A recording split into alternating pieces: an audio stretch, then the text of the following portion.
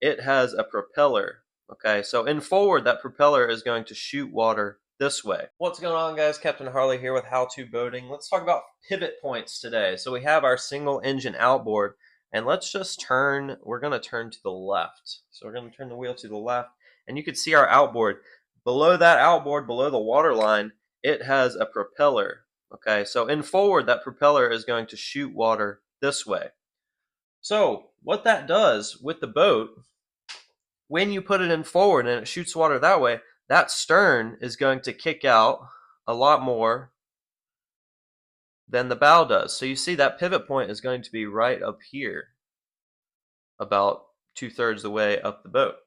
When you reverse